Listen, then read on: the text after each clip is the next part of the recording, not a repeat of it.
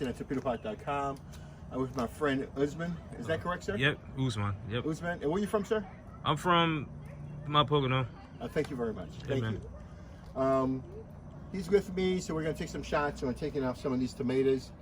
As you can see, the tomato plants are really heavy right now, and they're growing more tomatoes. Usman, are you able to get a close-up on that right there? Yep. Okay. And so what we want to do is be able to take these heavy tomatoes off. Now, I know a lot of you are saying, Daryl, they're not ripe yet. But remember now, these things are going in my refrigerator, my freezer. And so I'm going to cut these off and start putting them in the bag. So you have to forgive me because I want to take the pressure off the lower plant so the top plant can start growing again. So you can just follow me right now and we'll do it together. Am I discreet about it? No, actually I want to take everything off. Yeah. But I'm going to aim for the big ones first and then see what's left. And then we're going to take those off also. The question is, how many tomatoes can we get off this planter? So let's find out. You said like about 100, right? You know, Usman, I'm telling you, I know that because we're trying to cut the big ones off, it's going to be more than, there's going to be maybe about 50 or so if we cut the smaller ones off. And when I freeze them, so before I go into the freezing subject, so I don't really know exactly how many I want to take off. So I can take them all off and have the plant bounce back, you know? Yeah.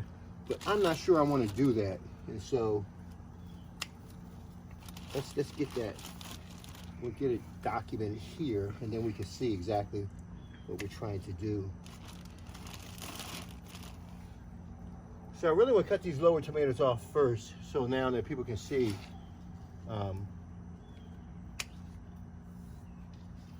what these look like. And this is one planter. So one planter, I'm cutting everything off because I want to reduce the weight because we have other tomatoes that are growing on the top portion of the planter, and I want to give it room to actually grow.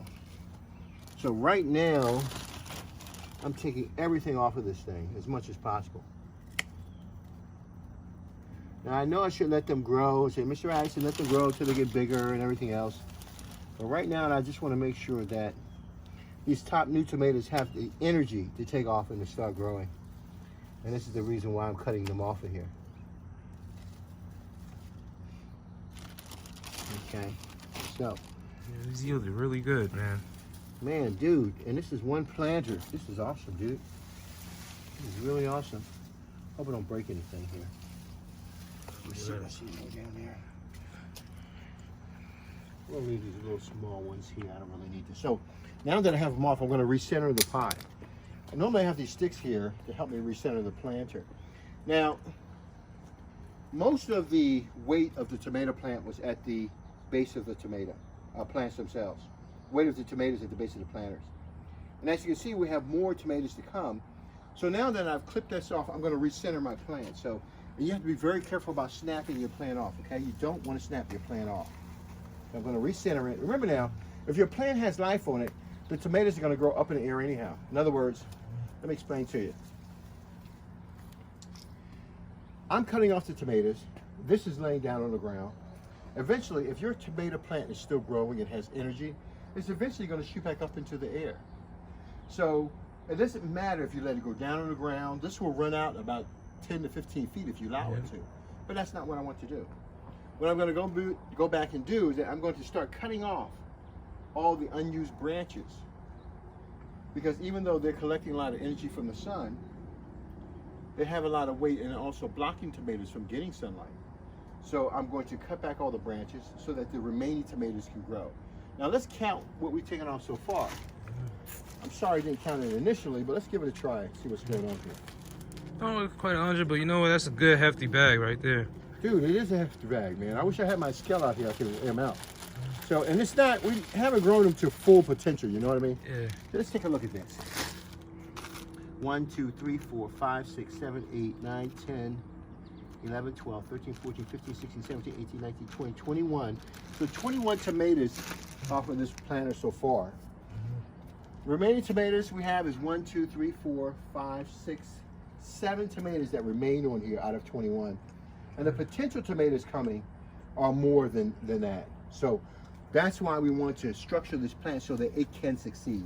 Now I've put this one planter line in here, one holding stick in here. So we're going to put up another one. We're going to lift it up in the air. And we're going to try to salvage this also. So bear with me as I try to work on this and get this going. Okay, so let's try it right there. Voila! Easy, yeah.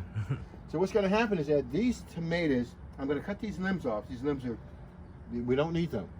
But this tomato eventually will curve itself up and go up and towards the sun in the sky. So this will all reestablish itself. Now, I got 21 tomatoes off of one planter. I have 10 planters here. And we can do 21 tomatoes off of each one of these planters. That's over 200 tomatoes. And 200 tomatoes that's growing in a 4-foot by 15-foot area, which is really not something that people normally do in the industry. But as you can see that there's been all these tomatoes inside of this planter right here? Oh, yeah. Isn't that amazing? And they're just like little pieces of fruit ready to fall off. I was waiting for you to come. Look at this right here. Look at all this in here. Isn't it amazing? Look at all of that. And you don't even see it. It's like hidden. I don't know if you can see it from this side. Can you see it from this side right here? Oh, yeah. Oh my God, it's gorgeous, isn't it? All this up in here. So we'll have a lot of tomatoes, but I just have to simply work through it and make sure it's working right. Are you able to capture all that? Yeah. It's beautiful. And as you can see, there are more tomatoes that will come. So the torpedo pond allows your plants to go through their full life cycle. Most plants don't live their full life cycle. And the reason why they don't, because what's happening in the soil doesn't allow them to do that. These tomato plants can grow for 10 months out of the year and produce tomatoes until the winter time comes. So don't think, for instance, you're like a farmer out in the field who's using chemicals in the tomatoes, and all of a sudden the tomato comes and they harvest them all at one time. Stop that. Stop that. These tomatoes will continue to produce up until the winter time. So don't discount your torpedo pot. We have 21 tomatoes there. We have about 5 more left on this vine here, and we have others that are continuing to grow. I'm going to cut the leaves off so we can even promote more growth. So if we get 50 tomatoes out of these planters, I'll be satisfied. 50 tomatoes out of 10 planters, that's 500 tomatoes. Yeah. And just a 4 by 15 foot area.